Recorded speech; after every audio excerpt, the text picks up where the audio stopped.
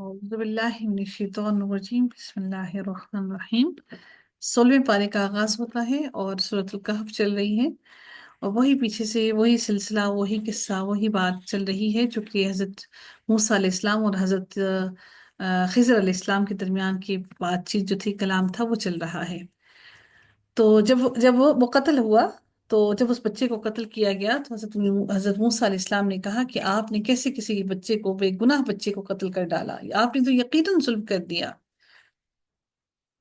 तो उसने कहा, क्या मैंने क्या मैंने आपसे नहीं कहा, आपसे कहा नहीं था कि आप मेरे साथ हरगिज सब्र ना कर सकोगे। मूसा अलैहिस्सलाम ने कहा, इसके बाद अगर मैं आपसे किसी चीज के बारे में पूछूं तो आप मुझे साथ ना रखें। यकीनन आप मेरी मेरी तरफ से उज्र को पहुंच गए हैं, यानी कि वो उज्र आपको मिल गया है कि अब अगर मैंने सवाल किया तो आप मुझे अपने साथ हरगिज ना रखिएगा। फिर वो दोनों चल पड़े। हत्ता कि वो दोनों एक बस्ती वालों के पास आए, उन्होंने उसके बाशिंदे से खाना तलब किया। बाशिंदों से यानी कि वहां के रहने वाले जो थे, अहलहा, उनके अहल से, उस बस्ती के अहल के लोगों से उनसे खाना तलब किया। तो उन्होंने उनको देने से इनकार कर दिया। और वो उनकी मेहमान नवाजी करें, कि उनको उनकी तवाज़ो करें, उनको खाना खिलाएं। फिर उन दोनों ने उस बस्ती में एक दीवार पाई जो चाहती थी कि वो गिर जाए। ऐसा लगता था कि जैसे वो दीवार चाह रही है कि बस वो गिरने ही वाली है। तो उसने उसे सीधा कर दिया। किसने? हजरत खिज़र अलैहिस्सलाम ने। मूसा अलैहिस्सलाम ने कहा, अगर आप चाहते, क़ाल लौ शि क़ाल लौ शि'ता, अगर आप चाहते, लत्तखज़ता अलैहि अजरा, तो इस पर आप कुछ उजरत ले लेते। उसने कहा, ये मेरे और आपके दरमियान जुदाई है। क़ाल हाज़ा फ़िराक़ु बैनी व बैनिक, कि ये मेरे और आपके दरमियान में अब जुदाई है, क्योंकि अब ये तीसरी मर्तबा भी हो गया। मैं जल्द ही आपको उन बातों की असल हकीकत बताऊंगा जिन पर आप सब्र नहीं कर सके। रही बात कश्ती की, तो वो चंद मिस्कीनों की थी जो समंदर में काम करते थे। चनांचे मैंने इरादा किया कि मैं उसे ऐबदार कर दूं। और उनके आगे एक ऐसा बादशाह था जो जबरदस्ती हर कश्ती छीन लेता था। और रहा लड़का, तो उसके वालिदैन मोमिन थे। अबवाहु मुमिनीना, मुमिनैनी, सॉरी तस्निया है, मुमिनैनी। तस्निया का सीगा है कि उसके वालिदैन जो दोनों जो थे वो मोमिन थे। तो फखशैना अन युरहिक़हुमा तुग़याना व कुफ्रा, चनाचे हमें अंदेशा हुआ कि वो इन दोनों की को सरकशी और कुफ्र में फंसा देगा। फ़अरदना, तो हमने इरादा किया, कि हमने चाहा कि उन दोनों का रब उन दोनों को इसका बेहतरीन बदल अता फरमाए, जो पाकीज़गी में उससे बेहतर और रहमत में ज्यादा करीब हो। तो अल्लाह ताला की ये मशीयत थी कि अल्लाह ताला ने उनका वो बेटा उनसे छीन लिया, और अल्लाह ताला ने उनको उनसे बेहतर औलाद देने के लिए ये मामला हुआ। व अम्मल जिदारु फकाना ली गुलामैनी यतीमैनी फिल मदीनति व काना तहतहु कंजुल लहुमा व काना अबूहुमा सालिहा। अब बात होती है दीवार की। और रही वो दीवार, तो शहर की दो यतीम लड़कों की थी, और इसके नीचे उन दोनों के लिए एक खजाना था। और उन दोनों का बाप एक नेक आदमी था। चनाचे तुम्हारे रब ने इरादा किया कि वो दोनों अपनी जवानी को पहुंचे। तुम्हारे रब ने क्या इरादा किया? कि वो दोनों अपनी जवानी को पहुंचे और अपना खजाना खुद निकालें। तुम्हारे रब की तरफ से रहमत थी, और मैंने अपनी मर्जी से ऐसा नहीं किया। इन बातों की असल हकीकत ये है कि जिस पर आप सब्र न कर सके। आपने मुझे जालिम समझा कि मैंने ये जो कुछ भी किया, मैंने अपनी रजा, अपनी मर्जी से नहीं किया, बल्कि मेरे रब का हुक्म था ये सब कुछ करने का। अब बात होती है आगे जुल्करनैन के बारे में। और वो आपसे जुल्करनैन के बारे में पूछते हैं। नबी अकरम सल्लल्लाहु अलैहि वसल्लम से जुल्करनैन के बारे में सवाल किया जाता था। तो नबी अकरम सल्लल्लाहु अलैहि वसल्लम को अल्लाह ताला ने फरमाया कि वो आपसे जुल्करनैन के बारे में पूछते हैं, आपसे जुल्करनैन के बारे में सवाल करते हैं।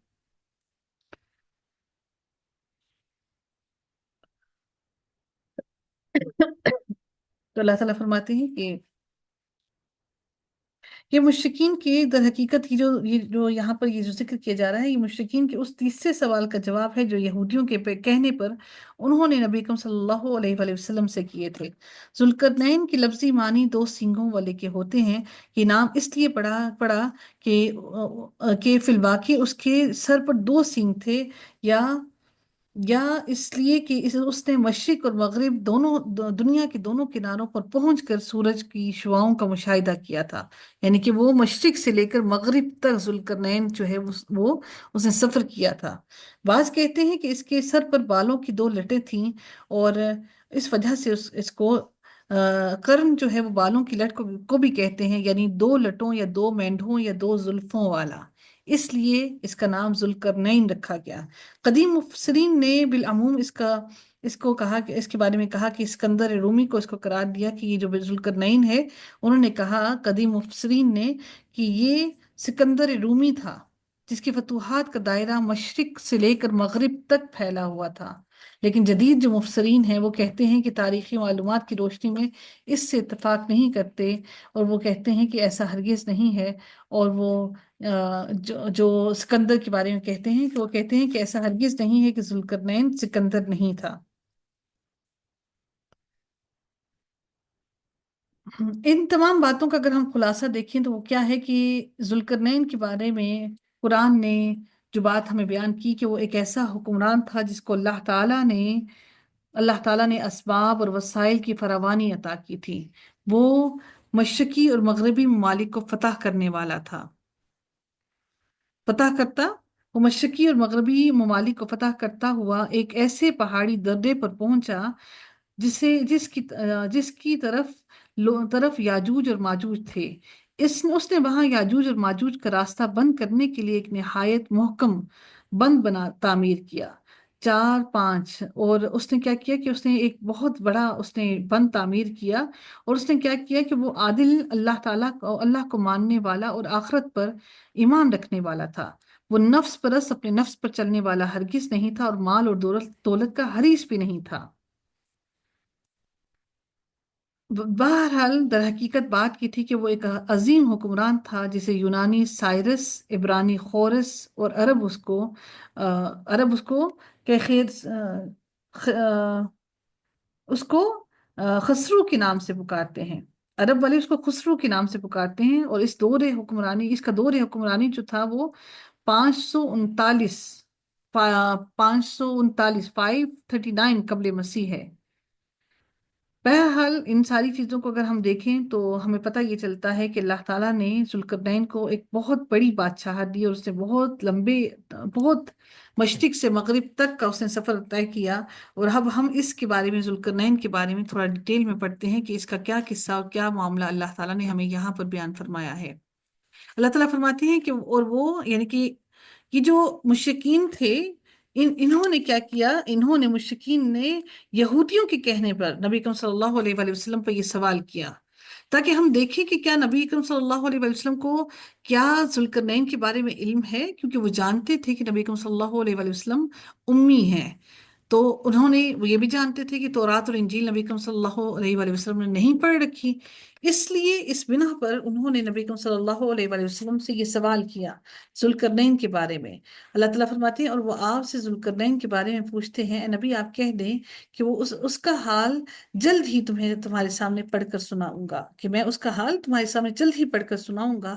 یقیناً ہم نے اسے زمین میں اقتدار دیا تھا، اس کو ہم نے زمین میں ایک مرتبہ دیا تھا، اور ہم نے اس کو زمین میں بادشاہت دی تھی، اور ہم نے اسے ہر چیز سے کچھ سامان دیا تھا۔ چنانچہ ذوالقرنین کچھ سامان لے کر چلا، اپنے اسباب لے کر چلا، یہاں تک کہ جب وہ سورج غروب ہونے کے مقام تک جا پہنچا، اس نے سورج کو پایا کہ وہ ایک دلدل والے چشمے میں ڈوب رہا ہے۔ یعنی اس سے مراد یہ ہرگز نہیں ہے کہ وہ اوپر سے آ کر زمین کے اندر چشمے میں ڈوب رہا ہے، بلکہ ایسا محسوس ہوا کہ وہ بالکل جیسے آپ دیکھتے ہیں نا، سمندر کو دیکھتے ہیں، جب سمندر میں سن سیٹ ہوتا ہے تو ایسا لگتا ہے جیسے سورج سمندر کے اندر اتر رہا ہے، لیکن در حقیقت ایسا نہیں ہوتا کہ جو سورج جو ہے وہ سمندر کے اندر اتر رہا ہوتا ہے، بلکہ جہاں تک ہماری حد نگاہ جاتی ہے وہاں تک ہمیں سمندر کا پانی ہی دکھائی دیتا ہے۔ اس وجہ سے ہمیں ایسا محسوس ہوتا ہے جیسے سورج سمندر کے اندر ڈوب رہا ہے۔ تو یہاں پر بھی اس سے مراد یہی ہے کہ اس نے سورج کو پایا کہ وہ ایک دلدل والے چشمے میں ڈوب رہا ہے، اور اس کے پاس ایک قوم کو پایا۔ ہم نے کہا اے ذوالقرنین، یا تم انہیں سزا دو یا ان کے بارے میں تم نیک سلوک اختیار کرو۔ ذوالقرنین نے کہا جس نے ظلم کیا تو ہم جلد ہی اسے سزا دیں گے، پھر وہ اپنے رب کی طرف پلٹایا جائے گا، تو وہ اسے عذاب دے گا اور وہ اس کو برا عذاب دے گا۔ یعنی وہ جس بستی میں جاتے ہیں ذوالقرنین، تو وہاں پہ جا کے یہ نہیں کرتے کہ قتل و غارت شروع کر دیتے اور سارا ان کا مال سمیٹ لیتے، کیونکہ جب بھی بادشاہ کسی بھی ملک کے اندر جب جاتے تو وہ ہمیشہ سے ایسے کرتے ہیں، ان لوگوں کو یا پھر غلام بنا لیتے، ان کی مال و دولت چھین لیتے، ان کا خون بہاتے، ان کی عورتوں کو اٹھا لیتے۔ تو ذوالقرنین چونکہ اللہ تعالیٰ پر مکمل یقین رکھتا تھا، اور وہ مومن ہونے کی وجہ سے اس نے ایسا کچھ عمل نہیں کیا، ان پر کوئی ظلم نہیں کیا۔ پھر وہ اپنے رب کی طرف پلٹایا اور انہوں نے یہی کہا کہ جو بھی ظلم کرے گا تو وہ، جس کسی نے بھی کسی پر ظلم کیا تو انہوں نے کہا کہ ذوالقرنین نے کہا کہ جس نے ظلم کیا تو ہم جلد ہی اسے سزا دیں گے، یعنی کہ ظلم کرنے والے کو ہم بھی سزا دیں گے۔ پھر وہ اپنے رب کی طرف پلٹایا جائے گا۔ ہماری سزا تو ہلکی ہے، لیکن اس کے رب کی سزا بہت سخت ہے، اور اس کا عذاب بہت سخت برا ہے۔ اور رہا وہ جو ایمان لایا اور اس نے نیک عمل کیے، تو اس کے لیے اچھی جزا ہے، اور ہم جلد ہی اس کے لیے اپنے کام میں آسانی کا حکم دیں گے۔ پھر وہ کچھ سامان کے ساتھ چلا، حتیٰ کہ جب وہ سورج طلوع ہونے کی جگہ تک پہنچا تو اس نے اسے ایسی قوم پر طلوع ہوتے پایا، یعنی کہ وہ ایسی جگہ سے طلوع ہو رہا تھا جہاں پہ ایک ایسی قوم بستی تھی جس کے لیے ہم نے سورج کے آگے کوئی پردہ نہیں پایا تھا، یعنی کہ کوئی لباس نہیں پہنا ہوا تھا انہوں نے، سترا کوئی سطر انہوں نے چھپایا ہوا نہیں تھا، کوئی پردہ نہیں پایا۔ پھر فرماتے ہیں کہ ایسے ہی تھا اور ذوالقرنین کے پاس جو بھی تھا ہم نے اس کا علم سے احاطہ کر رکھا تھا۔ اللہ تعالیٰ نے ہر چیز کا علم سے، اللہ تعالیٰ فرماتے ہیں، احاطہ کر رکھا تھا۔ پھر وہ کچھ سامان لے کر پھر چلا، پھر اپنا اسباب لے کر پھر چلا اس جگہ سے، وہاں سے پھر نکل گیا، حتیٰ کہ جب وہ دو پہاڑوں کے درمیان میں پہنچا تو اس نے ان دونوں میں سے اس طرف ان دونوں سے اس طرف ایک قوم دیکھی جو قریب نہیں تھی۔ کس کے قریب نہیں تھی؟ کہ وہ سمجھتی کوئی بات، کہ وہ کوئی بھی بات سمجھے۔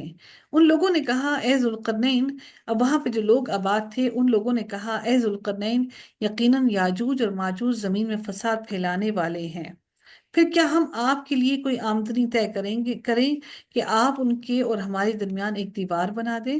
ذوالقرنین نے کیا کہا ان سے، ذوالقرنین سے انہوں نے کیا کہا کہ ہم آپ کو اجرت دیتے ہیں، یا جو آپ کہتے ہیں پیسہ دیتے ہیں، یا جو بھی آپ کہتے ہیں ہم وہ کرتے ہیں، تاکہ یہ یاجوج اور ماجوج بیسیکلی یہ ایک بالکل جنگلی قسم کی قوم تھی اس وقت بھی، اور یہ جب آتے تو اپنے اپنے پہاڑوں سے جب نیچے اتر کر آتے تو ایسے کرتے کہ وہاں پر آ کے ان بستیوں میں قتل و غارت کرتے، ان کا سامان اٹھا کے لے جاتے، ان کو کھانا لے جاتے، ان کو تنگ کرتے، ان کے مال مویشی کو مارتے لے جاتے سب کچھ۔ تو ان لوگوں نے وہاں پر بہت زیادہ تنگ اور دنگا فساد مچا رکھا تھا، یہ بالکل جنگلی قسم کے لوگ تھے۔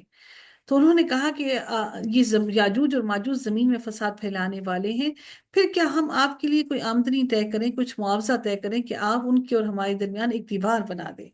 ذوالقرنین نے کہا جن چیزوں میں میرے رب نے مجھے اقتدار بخشا ہے وہی بہتر ہے، چنانچہ تم اپنی قوت سے میری مدد کرو، مجھے تمہارے پیسے دولت کی ضرورت نہیں، بلکہ تمہاری انسانی قوت کی مجھے ضرورت ہے۔ اب یقین کیجیے جب ہم بھی اسی طرح سے جب دین کو پھیلانا چاہتے ہیں تو دین کو پھیلانے کے لیے انسانی قوت کی بازوؤں کی ضرورت ہوتی ہے، جو مل کر جڑ کر دین کو پھیلا سکیں۔ ہر کام پیسے سے ممکن نہیں ہوتا۔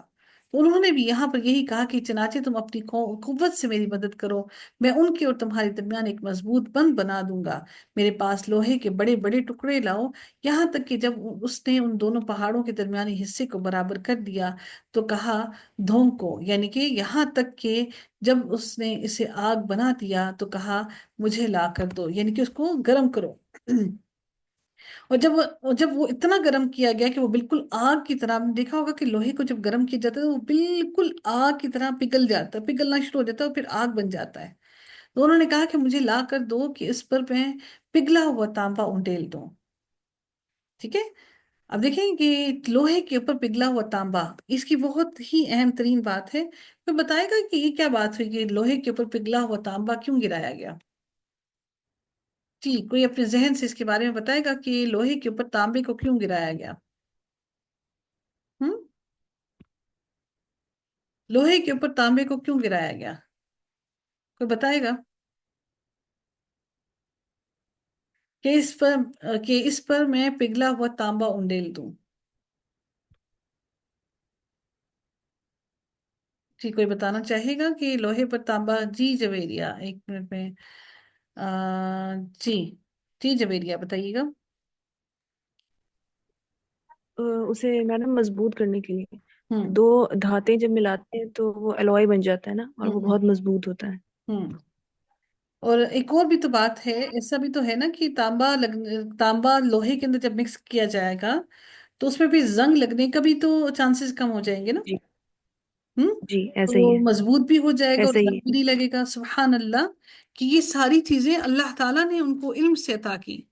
तो अल्लाह ताला ने कहा उनको कि, उन्होंने क्या कहा कि इस पर मैं पिघला हुआ तांबा उंडेल दूं। हालांकि उस वक्त कोई साइंस नहीं, कुछ भी नहीं, लेकिन अल्लाह ताला ने उनको ये इल्म अता किया। तो मेरे रब जब किसी को हिकमत और इल्म अता करता है तो उसकी हिकमत और इल्म उसका बहुत ही वाज़ेह और बहुत ही बेहतरीन होता है, कि उस पर मैं पिघला हुआ तांबा उंडेल दूं। फिर ना उसमें ये ताकत रही कि वो उस पर चढ़े, यानी कि फिर वो उसको फलांग कर नहीं आ सके, और ना वो उसमें कोई सुराख कर सके। सुल्करनैन ने कहा, ये मेरे रब की एक रहमत है, ये जो कुछ हुआ ये मैंने अपनी ताकत से नहीं किया। जानिए कि हम भी कोई भी काम करते हैं, कुछ भी करते हैं, तो हम अपनी ताकत से हरगिज नहीं करते, बल्कि जो भी काम हम करते हैं, हम दीन सीखते हैं, सिखाते हैं, हम जो कुछ भी करते हैं, हम अपने रब की रहमत से करते हैं। अदरवाइज हम में ताकत नहीं कि हम एक हर्फ भी सीख सकें, उसको एक हर्फ को भी सिखा सकें। फरमाते हैं कि ये मेरे रब की एक रहमत है। चनाचे जब मेरे रब का वादा आएगा तो वो इसे रेजा रेजा कर देगा, इस दीवार को रेजा रेजा कर देगा। और मेरे रब का वादा हमेशा से सच्चा है। और उस दिन हम उनमें से बास को छोड़ देंगे कि वो एक दूसरे में घुस जाएं, और सूर में फूंक दिया जाएगा। फिर हम उन सबको एक जगह जमा करेंगे। और पूरी तरह जमा करना यानी कि सबको मुकम्मल तौर पर उनके पूरे खदो खाल के साथ, उनके जिस्म के एक एक आज़ा के साथ उनको पूरी तरह मुकम्मल जमा किया जाएगा। और उस दिन जहन्नुम को हम काफिरों के सामने लाएंगे, पूरी तरह सामने लाएंगे, कि जहन्नुम की कोई भी चीज़ उनसे छुपी हुई ना होगी। और जहन्नुम की हर हर हर हर दर्जा उनके सामने मुकम्मल तौर पर उस वादी को जहन्नुम की खोल कर उनके सामने रख दिया जाएगा।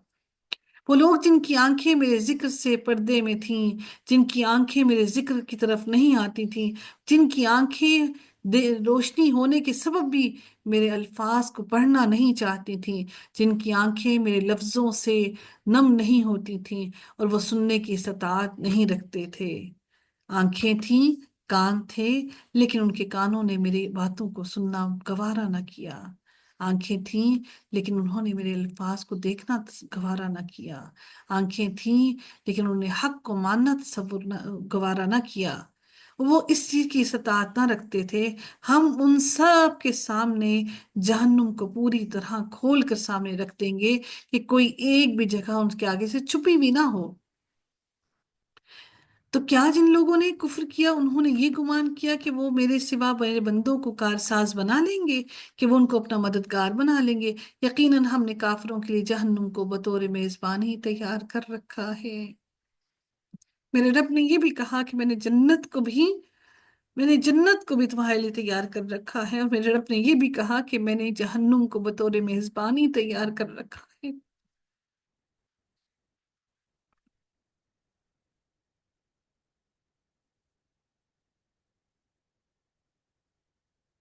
ए नबी, आप कहते हैं कि हम तुम्हें बताएं, जो लोग अपने आमाल में सबसे ज्यादा खसारे वाले हैं, वो लोग जिनकी मेहनत मेहनत दुनिया की जिंदगी में ही खो गई, जिनकी मेहनत दुनिया की जिंदगी में ही खो गई। हमारी कमर थक गई इस दुनिया के काम करते करते करते करते। हम नढाल हो गए इस दुनिया के अंदर, हम थक के चूर चूर हो गए इस दुनिया के अंदर मेहनत कर करके। हमारे जिस्म का हर हर हिस्सा थक गया, हमारा दिल भी थक गया, हमारा दिमाग भी थक गया, जिस्म की हड्डियां भी थक गई। वो लोग जिनकी मेहनत दुनिया की जिंदगी में ही खो गई, और वो समझते रहे कि यकीनन वो एक अच्छा काम कर रहे हैं। यकीनन हम अपने बच्चों को, हम अपने शोहर को, अपने घर वालों को हर हर चीज की चीजें अता दे रहे हैं, और अपने रब को, हम अपने रब को उसकी इबादत से गाफिल हो रहे हैं। हम अपने रब के लिए एक सामने वो खुशू और खुशू के साथ खड़े नहीं हो पा रहे। हम दुनिया में ही थके रह गए। समझते रहे कि यकीनन वो एक अच्छा काम कर रहे हैं। ये वो लोग हैं जिन्होंने अपने रब की आयत के साथ और उसकी मुलाकात के साथ कुफ्र किया, तो उनके सारे अमाल ज़ाय हो गए। चनाचे क़यामत के दिन हम उनके लिए कोई वज़न कायम नहीं करेंगे, कोई वज़न कायम नहीं करेंगे, कोई भी चीज़ उनके लिए वज़न कायम नहीं करेंगे। इससे मुराद क्या है? जब तराजू के अंदर हमारे अमाल को तोला जाएगा तो हमारे अमल का कोई वज़न ही ना होगा। अल्लाह ताला फरमाते हैं कि उनके अमाल को ज़ाया कर दिया जाएगा और क़यामत के दिन उनके अमल का कोई वज़न ही ना होगा। इतने ढेर भर भर के हमने अमल किए दुनिया के अंदर, थकाते रहे खुद को, इतना कुछ किया, और जब हमारे अमल को तराजू में डाला जाएगा तो वो उनके अंदर कोई वजन ही ना होगा। क्या बदबख्ती होगी हमारी। उस वक्त हम क्या करेंगे? ये जहन्नुम का बदला है क्योंकि उन्होंने कुफ्र किया और मेरी आयतों और मेरे रसूलों का मजाक बनाया। यकीनन जो लोग ईमान लाए और जिन्होंने नेकियां की, उनकी मेजबानी के लिए जन्नतुल फिरदौस है। ये वो जन्नत है जिनके लिए अल्लाह ताला ने ईमान लाने के बाद, फिर ईमान सिर्फ लाना ही काफी ना हुआ बल्कि उनको नेकियां भी की। लेकिन नेकियां करना ही काफी ना हुआ, लेकिन उन नेकियों को करने के बाद उन नेकियों पर इस्तकामत कायम रखना भी बहुत जरूरी है। उन नेकियों को महफूज रखना भी बहुत जरूरी है। उनकी मेजबानी के लिए फिरदौस की जन्नतें हैं, वो उनमें हमेशा रहेंगे और उसके जगह बदलना ना चाहेंगे।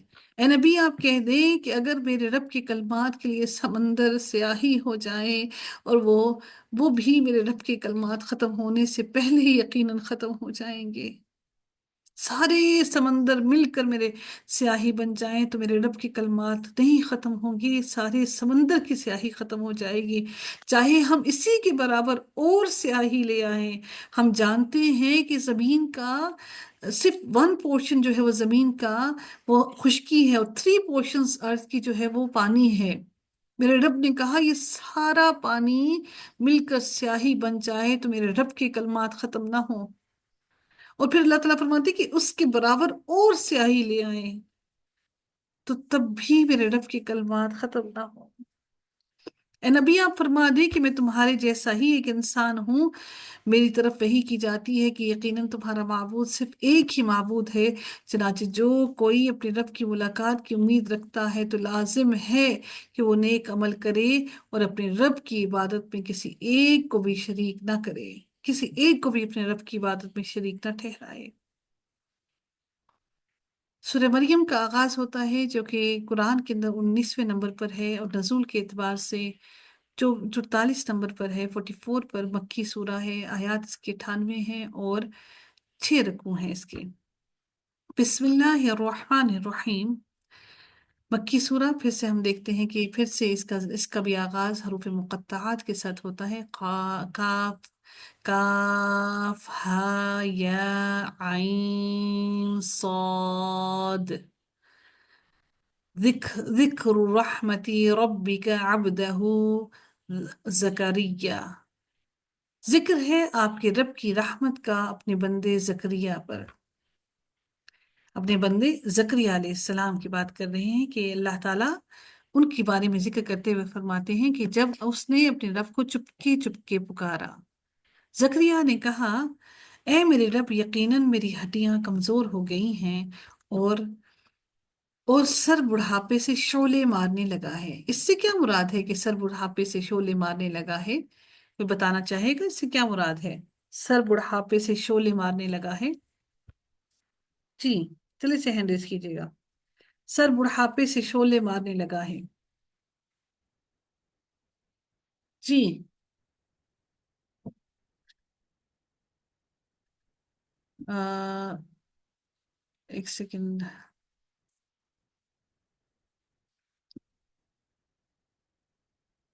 एक सेकंड ठहरिएगा। जी जी जी, जवेरिया अनम्यूट कीजिएगा।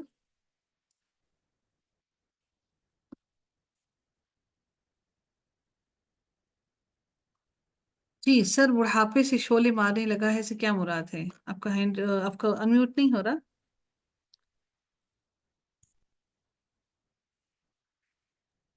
अच्छा जी। जी मैडम, वो उनके मेरे शायद बाल सफेद हो गए। बाल सफेद हो गए? नहीं। हम्म। जी, सर बुढ़ापे से शोले मारने लगा, किसे क्या मुराद है?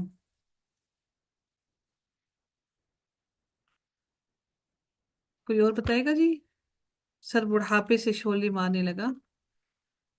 जी शाल।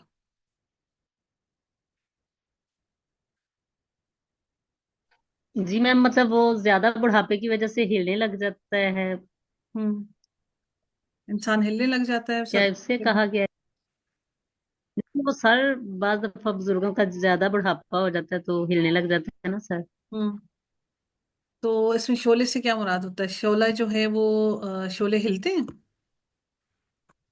जो हो जाते हैं, गुस्सा ज्यादा आता है। हाँ जी, बिल्कुल, ये इन्होंने बिल्कुल दुरुस्त कहा हिबा ने, कि जब इंसान बुढ़ापे में आता है तो बुढ़ापे में आने से इंसान के अंदर बर्दाश्त कम हो जाती है। ठीक है।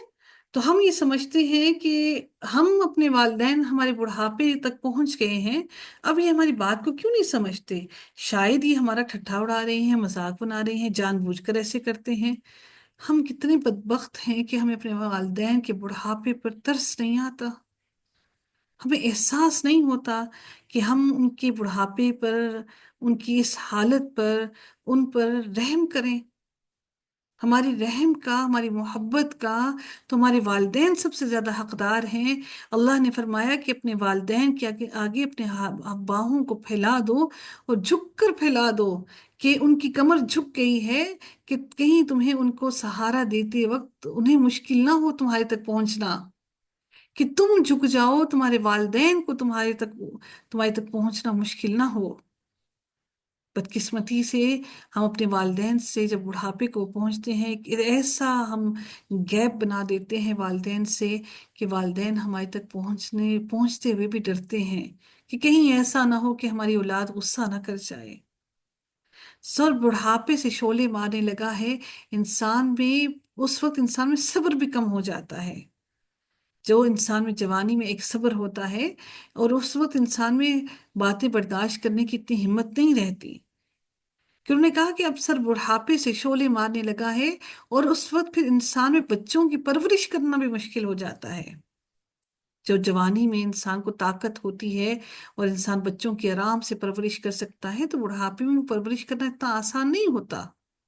और ए मेरे रब, मैं आपको पुकारने में कभी ना मुराद नहीं रहा, अपने रब से मांगा भी। उनको ये भी मालूम था कि मैं बुढ़ापे की इस उम्र तक पहुंच चुका हूं, और मैं इस उम्र तक पहुंचकर मैं, और मेरे लिए औलाद पैदा, मेरे लिए मुश्किल है कि औलाद मेरे लिए पैदा हो, बीवी भी बांझ है। लेकिन फिर अपने रब से इतनी उम्मीद, इतना यकीन, कि कहा कि मैं आपको पुकारने पुकारने में कभी ना मुराद नहीं रहा, आपने हमेशा मेरी मुराद को पूरा किया। और यकीनन मैं अपने पीछे अपने रिश्तेदारों से खौफ रखता हूँ, और शुरू से मेरी बीवी बांझ है। सो आप मुझे अपने पास से एक वारिस अता फरमाएं। अब ये वारिस उन्होंने किस लिए मांगा? इसलिए हरगिज नहीं मांगा कि वो उनकी दौलत का वारिस हो। मेरे मेरे रब के नबी ने क्या कहा? जो मेरा भी वारिस हो, और आल याकूब का भी, और ए मेरे रब, इसे पसंदीदा इंसान बना, यानी अल्लाह के दीन की इशाअत करें। ए जकरिया, यकीनन हम आपको एक लड़के की बिशारत देते हैं जिसका नाम याह्या होगा। यानी अल्लाह ताला ने जकरिया अलैहिस्सलाम के बेटे का नाम भी खुद रखा। इससे पहले हमने इसका इसका कोई हम नाम नहीं बनाया। अल्लाह ताला फरमाते हैं कि इससे पहले हमने कोई याह्या के नाम का कोई हम नाम नबी नहीं बनाया। जकरिया ने कहा, ए मेरे रब, मेरे लिए लड़का कैसे होगा? ये ऐसा नहीं कि वो इनकार कर रहे हैं, कि ऐसा नहीं हो सकता, बल्कि एक ताज्जुब हुआ, एक खुशी हुई, कैसे कैसे हो सकता है? जैसे अगर किसी इंसान के बैठे बैठे लॉटरी निकल आए, कहे कि जी आपकी 3 करोड़ की लॉटरी निकल आएगी, पहला आपके मुंह से अनकॉन्शियसली, अनइंटेंशनली जो सवाल निकलेगा, ऐसे कैसे हो सकता है कि मेरी लॉटरी निकल आई? ऐसे कैसे हो सकता है कि मुझे ये सब कुछ मिल गया? अपनी बेबसी और अपनी अपनी इंसान को अपनी एक कम इल्मी भी है, और उसके अंदर एक इंसान के अंदर एक तजस्सुस भी होता है, कि उन्होंने कहा, ए मेरे रब, मेरे लिए लड़का कैसे होगा जबकि मेरी बीवी शुरू से बांझ है। اور میں بڑھاپے کی آخری حد تک پہنچ گیا ہوں۔ کہا ایسا ہی ہوگا، آپ کے رب نے فرمایا کہ مجھ پر وہ بہت آسان ہے، اور یقیناً میں اس سے پہلے آپ کو پیدا کر چکا ہوں، حالانکہ آپ کچھ بھی نہ تھے۔ اب یہ ایک اور بہت اہم ترین بات سمجھنے کو ملتی ہے کہ حضرت زکریا علیہ السلام کی بیوی اگر بانجھ تھی تو، اور وہ حضرت زکریا علیہ السلام اگر اتنے بوڑھے تھے تو اس وقت ان کو اگر اللہ تعالیٰ نے اولاد عطا کی تو یہ بات ان لوگوں کو بھی سمجھانا اللہ کا مقصود تھا یقیناً، کہ اگر حضرت زکریا علیہ السلام کو اس عمر میں اولاد دی جا سکتی ہے بیوی کے بانجھ ہونے کے باوجود بھی، تو حضرت مریم کو بھی اللہ تعالیٰ اسی طرح سے بغیر بغیر شوہر کے اولاد دے سکتا ہے۔ اللہ تعالیٰ کا یہ بتانا مقصود تھا کہ اللہ تعالیٰ ہر چیز پر قادر ہے، تاکہ زکریا علیہ السلام کے دل میں بھی کوئی سوال حضرت مریم علیہ السلام کے بارے میں نہ اٹھے۔ میرے رب کی حکمت ہر چیز کے بارے میں بہت وسیع ہے۔ اللہ تعالیٰ فرماتے ہیں کہ زکریا نے کہا اے میرے رب، آپ میرے لیے کوئی نشانی مقرر فرمائیں۔ اللہ نے فرمایا تیرے لیے نشانی یہ ہے کہ تو تندرست ہوتے ہوئے 3 راتیں لوگوں سے بات نہ کرے گا۔ تو وہ اپنے کمرہ عبادت سے نکل کر اپنی قوم کے پاس آیا، بس ان کی طرف اشارہ کیا کہ صبح و شام تسبیح کرو۔ اس حالت میں بھی اللہ تعالیٰ کی حمد و ثنا کا، اللہ تعالیٰ کی طرف بلانے کا اور اللہ تعالیٰ کی عبادت کرنے کا پیغام پھر بھی وہ پہنچاتے رہے، اشاروں سے ان کو بتاتے رہے۔ اے یحییٰ، کتاب کو مضبوطی سے پکڑو، اور ہم نے اسے بچپن میں دین کی سمجھ عطا کی تھی۔ بچپن سے ہی اللہ تعالیٰ نے ان کو دین کی سمجھ عطا کر دی اور اپنی جناب سے اسے نرم دلی اور پاکیزگی عطا کی تھی، اور وہ اللہ تعالیٰ سے ڈرنے والا تھا اور اپنے والدین سے نیکی کرنے والا تھا اور سرکش نافرمان نہیں تھا۔ اور سلام اس پر جس دن وہ پیدا ہوا اور جس دن وہ مرے گا اور جس دن وہ دو زندہ کر کے اٹھایا جائے گا۔ حضرت زکریا علیہ السلام کو ایک رقاصہ کے کہنے پر ان کو شہید کیا گیا، حضرت زکریا علیہ السلام کو۔ اس کی ایک بہت بڑی ہسٹری ہے، جس کے اندر رقاصہ کو بادشاہ نے کہا، اور بادشاہ نے رقاصہ کو اس بات پر وہ کیا، تعین کیا کہ وہ حضرت زکریا علیہ السلام کو قتل کروائے۔ تو اللہ تعالیٰ رحم فرمائے ہم سب پر، کہ ان لوگوں نے صرف اور صرف اپنا نام اور اپنے مرتبے کے لیے، یہودیوں نے، ان بنی اسرائیل نے نبیوں کو قتل کیا۔ وَاذْكُرْ فِي الْكِتَابِ، حالانکہ زکریا علیہ السلام اتنے بوڑھے تھے، صرف کیونکہ وہ ان کو اللہ کے دین کی طرف کیوں بلاتے ہیں۔ وَاذْكُرْ فِي الْكِتَابِ مَرْيَمَ إِذِ انتبذت من أهلها مكانا شرقيا، اور اس کتاب میں مریم کا ذکر کرو جبکہ وہ اپنے گھر والوں سے الگ ہو کر مشرقی جانب چلی گئی۔ پھر اس نے ان کی طرف سے ایک پردہ بنا لیا، تو ہم نے اس کے پاس اپنے خاص فرشتے کو بھیجا، تو اس کے لیے اس نے پورے انسان کی شکل اختیار کی۔ مریم نے کہا یقیناً میں تجھ سے رحمان کی پناہ مانگتی ہوں، اگر تو اللہ تعالیٰ سے ڈر جانے والا ہے۔ فرشتے نے کہا یقیناً میں تو تیرے رب کا بھیجا ہوا ہوں تاکہ میں تجھے ایک پاکیزہ لڑکا دوں۔ مریم نے کہا میرے ہاں لڑکا کیسے ہوگا، اور مجھے کسی انسان نے چھوا تک نہیں، اور میں کبھی بدکار نہ تھی۔ فرشتے نے کہا کہ ایسا ہی ہوگا، تیرے رب نے کہا ہے کہ وہ مجھ پر تو بہت ہی آسان ہے، تاکہ ہم اسے لوگوں کے لیے ایک نشانی اور اپنی جانب سے ایک رحمت بنا دیں، اور ہمیشہ سے یہ ایک طے شدہ کام ہے۔ پھر مریم نے اس بچے کا حمل اٹھا لیا، تو اس کے ساتھ الگ ہو کر وہ دور کی جگہ چلی گئی۔ پھر کیا ہوا کہ اسے کھجور کے ایک تنے تک لے آیا۔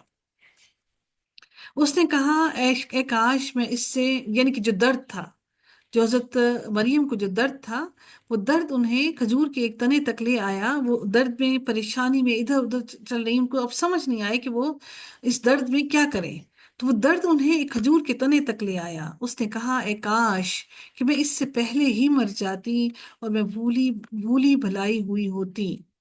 اتنا شدت سے درد ان کو کہ انہوں نے کہا کہ کاش کہ میں اس سے پہلے ہی مر جاتی۔ پھر مریم کو فرشتے نے اس کے نیچے سے آواز دی کہ نہ غم کرو، یقیناً تیرے رب نے تیرے نیچے سے ایک چشمہ جاری کر دیا ہے، اور تم کھجور کے تنے کو اپنی طرف ہلاؤ، تمہارے اوپر تمہارے اوپر تر و تازہ پکی ہوئی کھجوریں گرائے گا، بس تم کھاؤ اور پیو اور آنکھیں ٹھنڈی کرو۔ پھر اگر تم انسانوں میں سے کسی کو دیکھو تو اس سے کہہ دو کہ یقیناً میں نے رحمان کے لیے روزے کی نظر مان رکھی ہے۔ یعنی کہ آپ اگر کوئی بندہ دیکھیں جو آپ سے باتیں کرنا چاہتا ہے تو آپ اس سے بات نہ کریں، بلکہ کہیں کہ میں نے رحمان کے روزے کی نظر مان رکھی ہے، میں اس لیے بات نہیں کروں گی۔ چنانچہ آج میں کسی انسان سے ہرگز کوئی بات نہ کروں گی۔ پھر وہ اس کو اٹھا کر اپنی قوم کے پاس آئی۔ جب ان کا بچہ پیدا ہو گیا تو اس بچے کو لے کر اپنی قوم کے پاس واپس آئی۔ تو لوگوں نے کہا اے مریم، بلا شبہ تو نے یقیناً بہت برا کام کیا۔ اے ہارون کی بہن، نہ تمہارا باپ کوئی برا آدمی تھا اور نہ تمہاری ماں کوئی بدکار تھی۔ مریم نے بچے کی طرف اشارہ کیا۔ لوگوں نے کہا ہم اس سے کیسے بات کریں جو گود میں ایک بچہ ہے؟ تو بچے نے کہا یقیناً میں اللہ تعالیٰ کا بندہ ہوں، اس نے مجھے کتاب دی ہے اور مجھے نبی بنایا ہے، اس نے مجھے برکت والا بنایا جہاں بھی میں ہوں، اور مجھے نماز اور زکوٰۃ کا حکم دیا ہے جب تک میں زندہ رہوں۔ اس کا مطلب ہے کہ نماز اور زکوٰۃ کا حکم ان کو بھی دیا گیا تھا، اور اپنی ماں سے حسن سلوک کرنے والا بنایا، اس نے مجھے سرکش بدبخت نہیں بنایا۔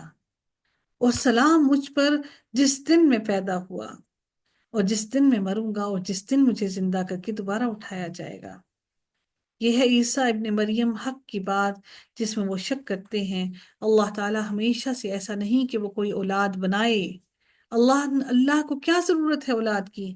وہ پاک ہے۔ جب وہ کسی کام کا فیصلہ کرتا ہے تو بس وہ کہہ دیتا ہے کن فیکون، تو وہ ہو جاتا ہے۔ اور یقیناً اللہ تعالیٰ میرا رب بھی ہے اور تمہارا رب بھی ہے، چنانچہ تم اس کی عبادت کرو، یہی سیدھا راستہ ہے۔ پھر گروہوں نے اپنے درمیان اختلاف کیا، تو ان لوگوں کے لیے جنہوں نے کفر کیا ایک بڑے دن کی حاضری سے ہلاکت ہے۔ کس قدر سننے والے ہوں گے اور وہ کس قدر دیکھنے والے، جس دن وہ ہمارے پاس آئیں گے، لیکن آج ظالم لوگ سارے کے سارے کھلی گمراہی میں ہوں گے۔ اور آپ ان لوگوں کو حسرت کے دن سے ڈرائیں۔ حسرت کا دن کیوں کہا گیا اس دن کو؟ وہ کون سا دن ہوگا حسرت کا؟ جی، حسرت کا دن کون سا دن ہے؟ وہ کیوں حسرت کریں گے؟ کس چیز کی حسرت کریں گے؟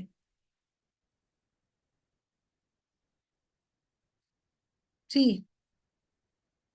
حسرت کا دن کون سا دن ہے اور وہ کیوں حسرت کریں گے؟ کس چیز کی حسرت کریں گے؟ جی، انمیوٹ کیجیے گا۔ قیامت کا دن ہوگا جس دن نامہ اعمال پیش کیے جائیں گے، اپنے اعمال کی حسرت دیکھ کے نا، نامہ اعمال کو دیکھ کے حسرت کریں گے کیا حسرت کریں گے وہ؟ کہ اللہ تعالیٰ کے نہ مانا، کفر کی، شرک کی۔ حسرت کیا ہوگی؟ یہ تو انہوں نے یہ کیا نا کہ ہاں، یہ انہوں نے عمل کیا، لیکن حسرت کیا کریں گے وہ؟ حسرت یہ کریں گے کہ کاش وہ مان لیتے تو آج یعنی کہ اس طرح عذاب کا ان کے مقدر میں نہ ہوتا۔ ٹھیک ہے جی، جی شال۔ یا پھر وہ یہ حسرت کریں گے کہ کاش ہم دوبارہ زندہ ہو جائیں اور ہم، جی بالکل بالکل یا ایسا ہی، کاش ہم، جی بالکل وہ حسرت کریں گے، بالکل یہی بات کہ وہ حسرت کریں گی۔ وہ حسرت کا دن ہوگا کہ انہوں نے زندگی کے اپنے سارے لمحے ضائع کر دیے، وقت ضائع کر دیا، کہ کاش حسرت کیا ہوتی کہ کاش کہ مجھے یہ مل جائے۔ حسرت کریں گے اس دن کہ کاش کہ ہمیں واپس لوٹا دیا جائے، اب ہم اپنے نیک عمل کر کے واپس آئیں گے۔ حسرت کے دن اللہ تعالیٰ فرماتے ہیں کہ ان کو حسرت کے دن سے ڈرائیں جب معاملے کا فیصلہ کر دیا جائے گا اور وہ غفلت میں ہیں اور وہ ایمان نہیں لاتے۔ یقیناً ہم ہی زمین کے وارث ہوں گے، اور جو اس پر ہے وہ سب ہماری طرف ہی پلٹائے جائیں گے۔ ہم ہی وارث ہیں زمین کے۔ اور آپ اس کتاب میں ابراہیم کا ذکر کرو، یقیناً وہ بہت سچے نبی تھے۔ جب اس نے اپنے باپ سے کہا اے میرے ابا جان، آپ اس کی عبادت کیوں کرتے ہو جو نہ سنتا ہے اور نہ دیکھتا ہے اور نہ آپ کے کچھ بھی کام آ سکتا ہے؟ اے میرے ابا جان، یا ابتی، اے میرے ابا جان، بلا شبہ میرے پاس یقیناً وہ علم آیا ہے جو آپ کے پاس نہیں ہے، آپ میرے پیچھے چلیں، میں آپ کو سیدھے راستے پر لے جاؤں گا۔ اے میرے ابا جان، آپ شیطان کی عبادت نہ کریں، یقیناً شیطان ہمیشہ سے رحمان کا بڑا نافرمان ہے۔ اے میرے ابا جان، یقیناً میں ڈرتا ہوں کہ آپ کو رحمان کا کوئی عذاب پکڑ لے، پھر آپ شیطان کے ساتھی ہو جائیں۔ باپ نے کہا، اے ابراہیم، کیا تم میرے معبودوں سے بے رغبتی کرنے والے ہو؟ یقیناً اگر تم باز نہ آئے تو میں ضرور تمہیں سنسار کر دوں گا، اور تم مجھے چھوڑ دو کہ تم صحیح صحیح سالم حال میں ہو۔ میں نے تمہیں چھوڑا ہوا ہے کہ تم صحیح سالم حال میں ہو، میں تمہیں خود سنسار کر دوں گا۔ اس نے کہا، آپ پر سلام ہو۔ والد نے اتنا غصے کے الفاظ استعمال کیے، پھر بھی انہوں نے کہا، سلام علیکہ، اے بابا جان آپ پر سلام ہو، میں ضرور ہی اپنے رب سے آپ کے لیے بخشش کی دعا کروں گا، یقیناً وہ مجھ پر ہمیشہ سے بہت مہربان ہے، اور میں تم سے کبھی کنارہ کشی نہیں میں تم سے بھی کنارہ کشی کرتا ہوں، اور ان سے بھی جنہیں اللہ تعالیٰ کے سوا تم پکارتے ہو، اور میں اپنے رب کو پکارتا ہوں، امید ہے کہ میں اپنے رب کو پکارنے میں نامراد نہیں ہوں گا۔ اللہ تعالیٰ نے اگر آپ کے والدین کو زندگی اور صحت عطا کی ہے، اللہ تعالیٰ نے آپ کے والدین آپ کو یہ نصیب کیا ہے کہ اللہ تعالیٰ آپ اپنا وقت اپنے والدین کے ساتھ گزار رہے ہیں، تو اپنے والدین کو قرآن سے جوڑیے، ان کا تعلق اللہ تعالیٰ سے مضبوط کیجیے، ان کا قرآن حفظ کروائیے، چاہے وہ 2 لفظ ہی کیوں نہ حفظ کریں، چاہے وہ 1 لفظ ہی کیوں نہ حفظ کریں، اپنے والدین کو اپنے رب سے ان کا تعلق مضبوط کیجیے۔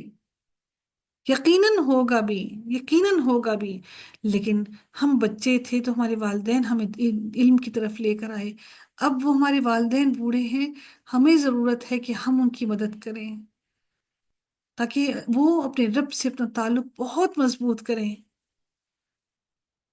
اب ہم پر کچھ ذمہ داریاں عائد ہوتی ہیں کہ ہم ان کے ایمان کو تر و تازہ رکھیں، ہم ان کو کچھ پڑھ کر سنائیں، ان کے دلوں کو خوش رکھیں، اپنے رب کے ان انعامات کے لیے خوش کریں جو اپنے رب نے اپنے صالح بندوں کے لیے دینے کا وعدہ کر رکھا ہے۔ والدین پریشانی میں جس ڈپریشن میں جاتے ہیں، وہ جب بڑھاپے میں پہنچتے ہیں تو ان کو شاید بس یہی نظر آتا ہے کہ اب موت میرے بہت قریب ہے، لیکن چونکہ عمر کے ساتھ ایمان کی تازگی کم ہونا شروع ہو جاتی ہے، اب وہ بڑھاپے میں پہنچ گئے، لاغر ہو گئے جسم، اب ان کے لیے مشکل ہو گیا کہ وہ خود سے پڑھیں، خود سے سیکھیں۔ اب یہ ہم اولاد پر فرض ہے کہ ہم ان کا تعلق اپنے رب سے، ان کے رب سے مضبوط کریں۔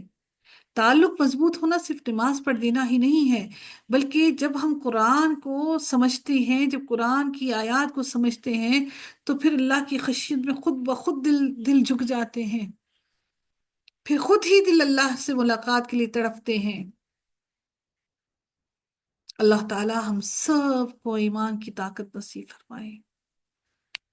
اللہ تعالیٰ پھر فرماتے ہیں، فلما، تو جب وہ ان سے جدا ہو گیا اور جن کی وہ اللہ تعالیٰ کے چھوڑ کر عبادت کرتے تھے، تو ہم نے اسے اسحاق اور یعقوب عطا فرمائے۔ یعنی وہ اپنے والد سے جب وہ الگ ہو گئے تو اب ایک دکھ تھا کہ والد کو انہوں نے چھوڑ دیا، تو اب اللہ تعالیٰ نے ان کو اس وقت اب فیملی میں صرف 2 میاں بیوی تھے، ایک حضرت ابراہیم، پھر حضرت سارہ علیہ السلام، ٹھیک ہے؟ تو اب وہ دونوں اب اللہ تعالیٰ نے ان کے اس دکھ کو کم کرنے کے لیے اللہ تعالیٰ نے ان کو پھر اولاد عطا کی۔ تو اللہ تعالیٰ فرماتے ہیں وہ اللہ تعالیٰ کو چھوڑ کر عبادت کرتے تھے، جب ان کو چھوڑ دیا تو ہم نے اسے اسحاق اور یعقوب عطا فرمائے، اور ہر ایک کو ہم نے نبی بنایا، اور ہم نے انہیں اپنی رحمت سے نوازا، اور ہم نے ان کے لیے سچی ناموری کو بہت بلند کر دیا۔ اور اس کتاب میں موسیٰ کا ذکر کرو، یقیناً وہ ایک خالص کیا ہوا شخص تھا اور رسول نبی تھا، اور ہم نے پہاڑ کی دائیں جانب سے اسے پکارا، اور ہم نے سرگوشی کرتے ہوئے اسے قریب کیا، اور ہم اسے اپنی رحمت سے اس کا بھائی ہارون نبی بنا کر اسے عطا کیا۔ اور آپ کتاب میں اسماعیل کا ذکر کرو، یقیناً وہ وعدے کا سچا تھا۔ وعدے کا سچا کیا تھا؟ اور رسول نبی تھا، کہ اپنے والد سے وعدہ کیا کہ آپ کو اللہ نے حکم دیا ہے تو ذبح کرنے کا، تو ذبح کر ڈالیے، اور اپنے وعدے سے مکرے نہیں۔ یہ تربیت تھی ان کی والدہ کی، جو ان کی والدہ نے ان کے باپ کے بغیر اکیلے ان کی تربیت کی. کہ ماں کی تربیت کا بہت زیادہ اثر ہوتا ہے اولاد پر. ہم مائیں، آنےسٹلی اسپیکنگ، کہ ہم مائیں بے صبری ہو گئی ہیں. ہم ماؤں کے اندر وہ صبر نہیں رہا جس کی وجہ سے ہماری اولادوں میں صبر نہیں رہا. یقیناً وہ وعدے کا سچا تھا اور رسول نبی تھا، اور وہ اپنے گھر والوں کو نماز اور زکوٰۃ کا حکم دیتا تھا اور اپنے رب کے نزدیک پسندیدہ تھا. اور آپ اس کتاب میں ادریس کا بھی ذکر کریں، یقیناً وہ سچا نبی تھا اور ہم نے اسے بہت عالی مقام تک بلند کیا. یہی لوگ ہیں جو ان پیغمبروں میں سے تھے جن پر اللہ تعالیٰ نے آدم کی اولاد میں سے انعام فرمایا، اور ان میں سے جن کو ہم نے نوح کے ساتھ سوار کیا تھا، اور ابراہیم اور یعقوب کی اولاد میں سے، اور ان میں سے جنہیں ہم نے ہدایت بخشی اور ہم نے منتخب کیا. جب انہیں رحمان کی آیات پڑھ کر سنائی جاتی تھی تو وہ سجدہ کرتے ہوئے اور روتے ہوئے گر پڑتے تھے. اللہ تعالیٰ کی آیات کو پڑھ کر اگر آنکھیں نم نہ ہوں، دل جھک نہ چاہیں، پشیمانی میں نہ رو پڑیں اور سجدے میں نہ گر پڑیں، تو آیات کو سننے کا فائدہ نہ حاصل ہوا. جو دل اللہ تعالیٰ کی خشیت میں نہ روئے، جو آنکھیں اللہ تعالیٰ کے آگے گڑ گڑا کر نہ روئیں، اشک بار نہ ہوں، تو پھر اللہ تعالیٰ کی آیتیں تو دل میں اتری ہی نہیں. تو کیا ہمارے دلوں پر پردہ آ گیا ہے؟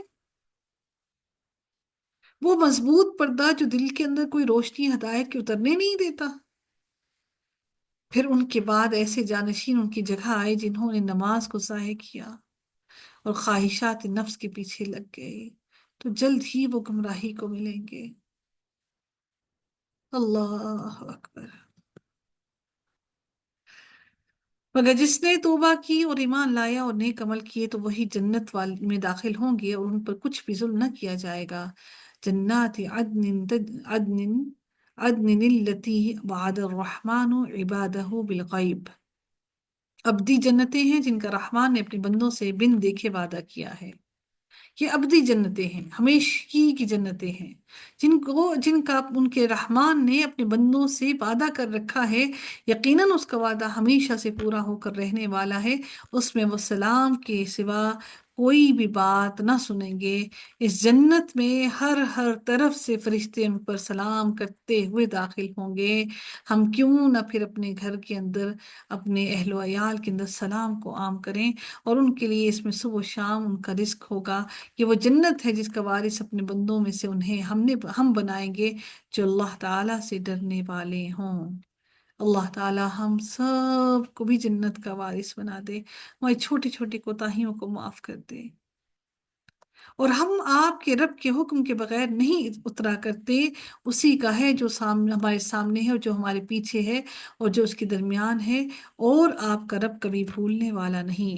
یعنی جو اس سے پہلے جو کتابیں نازل ہوئیں وہ بھی، جو اللہ تعالیٰ اس کے ساتھ اللہ تعالیٰ نے جو اس سے پہلے کتابیں نازل کی وہ بھی، اور جو اللہ تعالیٰ نے قرآن آپ کی طرف نازل کیا وہ بھی، ہم یہ سب کچھ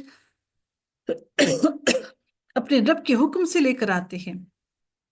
اور آپ کا رب کبھی بھولنے والا نہیں ہے. ایسا نہیں کہ اللہ تعالیٰ کوئی بات کہہ کر بھول گیا ہو. اللہ تعالیٰ کچھ بھولنے والا نہیں ہے. وہ آسمانوں کا اور زمین کا اور اس کا رب ہے جو بھی ان دونوں کے درمیان ہے. آپ اس کی عبادت کرو اور اسی کی عبادت کرو اور اسی کی عبادت کرو اور اسی کی عبادت پر پوری طرح جمے رہو. کیا آپ اس کا کوئی ہم نام جانتے ہیں؟ کوئی ہے جو اللہ تعالیٰ کا ہم نام ہو، جو یہ طاقت رکھتا ہو؟ اور انسان کہتا ہے کہ کیا جب میں مر جاؤں گا واقعی جلد ہی میں زندہ کر کے نکالا جاؤں گا؟ اور کیا انسان یاد نہیں کرتا کہ یقیناً ہم نے اسے پہلی مرتبہ بھی ایسے ہی پیدا کیا تھا جب تو وہ کچھ بھی نہ تھا. اب تو اس کے پھر بھی جسم کے اعضاء موجود ہیں، اب تو پھر بھی اس کی باڈی کے پارٹس موجود ہیں. اگر وہ خاک بن بھی جائیں تو خاک واپس اکٹھی کی جا سکتی ہے. لیکن جب ہم نے اس کو پہلی مرتبہ پیدا کیا تھا تب تو وہ کچھ بھی نہ تھا. بس آپ کے رب کی قسم ہم ان سب کو شیاطین سمیت ضرور اکٹھا کریں گے. جو شیاطین ان کو بھٹکا رہے ہیں، پھر ہم ضرور انہیں جہنم کے گرد گھٹنوں کے بل گرے ہوئے حاضر کریں گے. घुटनों के बल, अल्लाह अकबर, घुटनों के बल अल्लाह ताला उन सब लोगों को जहन्नुम में हाजिर करेगा।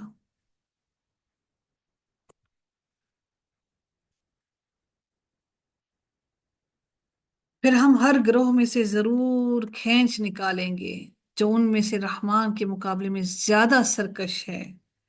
सबको तो अल्लाह ताला घुटनों के बल वहां पर घसीट के ले जाएंगे, लेकिन फिर उनमें जो रहमान का सबसे बड़ा सरकश था, उसको उसको निकाल कर खड़ा किया जाएगा, जो लीडर बना था। फिर यकीनन हम उन लोगों को खूब जानते हैं जो जहन्नुम में दाखिल होने के ज्यादा मुस्तहिक हैं। अल्लाह अकबर। अल्लाह ताला की कुरान की एक एक आयत पढ़कर ऐसे दिल कांपता है कि अल्लाह, कहीं कहीं हम इनमें तो शामिल नहीं, कहीं अल्लाह तूने हम में उन लोगों में तो शामिल करना हमारी तकदीर में तो नहीं लिख दिया कि जिनसे जहन्नुम को भर दिया जाएगा। ऐ अल्लाह, कहीं तूने हमारे नोश्ता तकदीर में जहन्नुम को तो नहीं लिख दिया। परवरदिगार, तू हमें माफ कर दे, तू हमें बख्श दे, हमारे दिलों को अपनी याद से तड़पने वाला बना दे, हमारे दिलों को मुनव्वर कर दे अपनी मोहब्बत से। अल्लाह बेहतर जानता है कि जहन्नुम में दाखिल होने का मुस्तहिक ज्यादा कौन है, और तुम में से हर शख्स उस पर से गुजरने वाला है। ये हमेशा से आपके रब की हतमी बात है जिसका फैसला किया हुआ है। अल्लाह ने ये सब फैसले कर रखे हैं। फिर हम उन लोगों को बचा लेंगे जो अल्लाह ताला से डरते रहे, और हम जालिमों को इसमें घुटनों के बल गिरा हुआ छोड़ देंगे।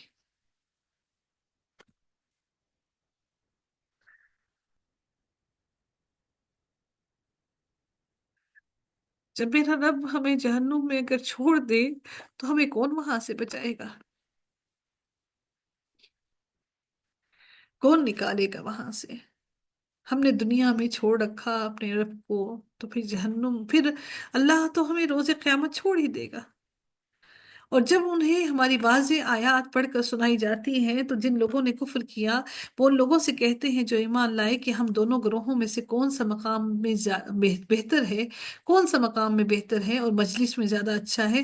वो कितने ही ज़मानों के लोग हमने इससे इनसे पहले भी हलाक कर दिए हैं जो इनसे साजो सामान और देखने में ज़्यादा अच्छे थे। ए नबी, आप कह दें जो शख्स गुमराही में होता है तो लाजिम है कि उसे रहमान एक मुद्दत तक मोहलत दे, यहाँ तक कि जब वो उसे देख लेंगे जिसका उनसे वादा किया जाता है, अजाब का या क़यामत का, अजाब या क़यामत, तो वो जरूर जान लेंगे कि कौन है जो मकाम में बदतर है और लश्कर के लिहाज से ज्यादा कमजोर है। यानी कि किसका लश्कर, किसकी दोस्ती यारी कमजोर है। जो इंसान अल्लाह ताला की रजा के लिए अपने लश्कर, अपनी दोस्तियां बनाता है, जो अल्लाह ताला की खुशनुदी के लिए अपने ईमान को तरोताज़ा करने के लिए अपने लश्कर बनाता है, उनके लश्कर कभी कमजोर नहीं होते। वो लश्कर कभी भी उनको उनका साथ नहीं छोड़ते। वो लश्कर उनको बार बार पकड़ पकड़ कर हाथ लेकर चलते हैं। अल्लाह ताला ने, अल्हम्दुलिल्लाह कि अल्लाह ने हमें भी वो साथी अता किए। अल्लाह ताला हम सब को एक दूसरे का ईमान तरोताज़ा करने वाला बनाए, हमें ऐसी दोस्तियां हमेशा दे जो हमें हमेशा अल्लाह से जोड़े रखे।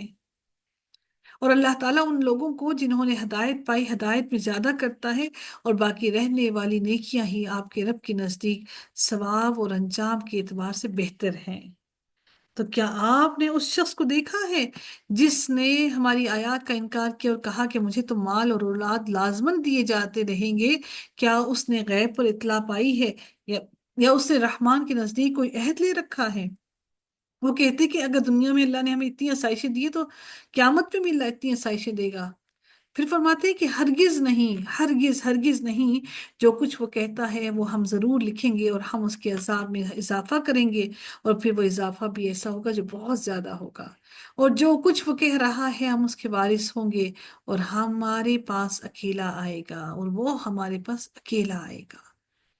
हमारी औलाद, हमारे बाल, हमारे हर चीज का वारिस अल्लाह है। हम अकेले खाली हाथ लौट कर उसके पास जाएंगे। और उन्होंने अल्लाह के सिवा माबूद बनाए हैं ताकि वो उनके लिए बाइस इज्जत हो। हरगिज नहीं, जल्द ही वो उनकी इबादत का इनकार कर देंगे और उनके खिलाफ मद्दे मुकाबिल हो जाएंगे।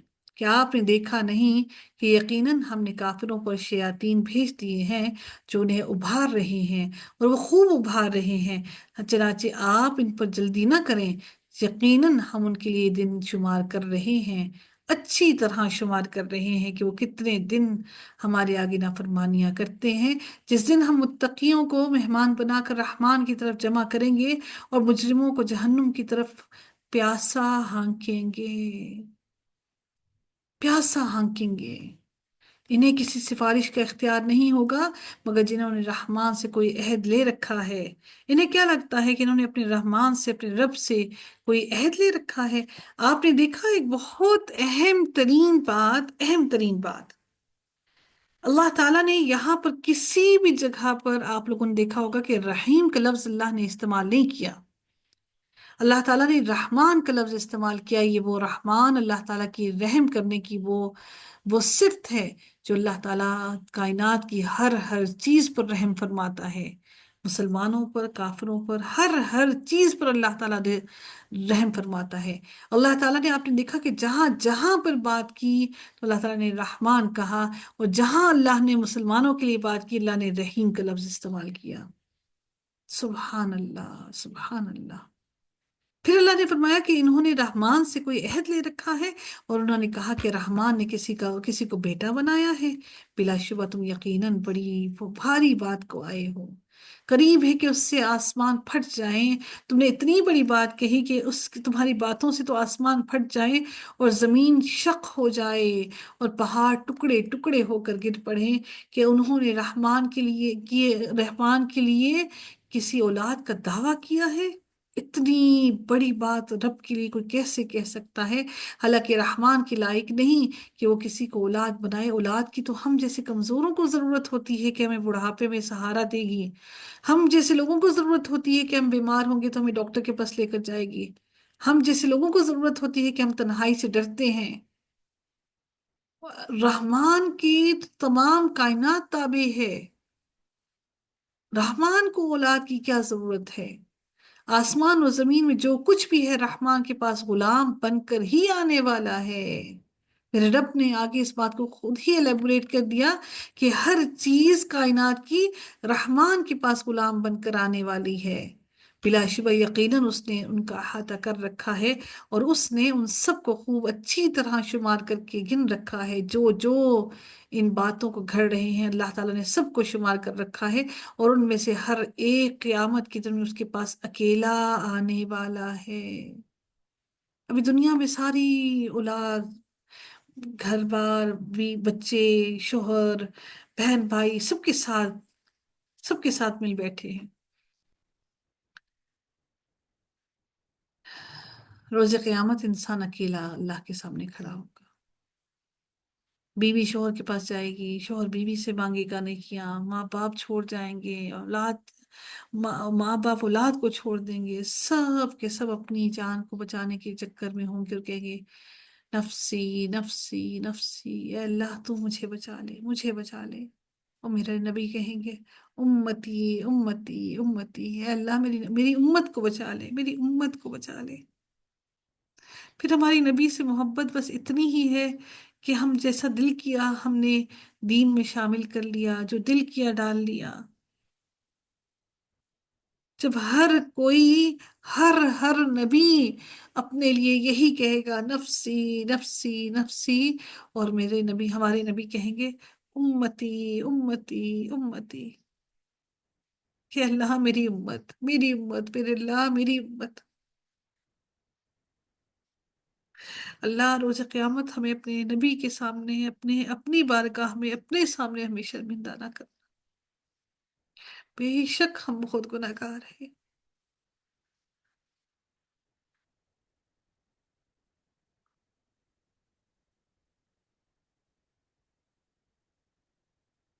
یقیناً جو لوگ ایمان لائے اور جنہوں نے نیکیاں کی ہیں، جلد ہی رحمان ان کے لیے محبت پیدا کر دے گا۔ سو یقیناً ہم نے اس قرآن کو آپ کی زبان پر آسان کر دیا ہے تاکہ آپ اس کے ساتھ پرہیزگاروں کو خوشخبری سنائیں اور ان لوگوں کو اس کے ساتھ ڈرائیں جو سخت جھگڑالو ہیں۔ اور ان سے پہلے کتنے ہی زمانے کے لوگوں کو ہم نے ہلاک کر دیا. کیا آپ ان میں سے کسی ایک کو بھی محسوس کرتے ہیں یا ان کی کوئی آہٹ بھی سنتے ہیں جن کو ہم نے ہلاک کر دیا؟ اے نبی، کہیں سے ان کی آہٹ سنائی دیتی ہے؟ کیا آپ کو محسوس ہوتی ہے کہ وہ قوم کہیں پر موجود ہے؟ ہم نے تو ان کو جڑ سے ہی اکھاڑ کر پھینک دیا.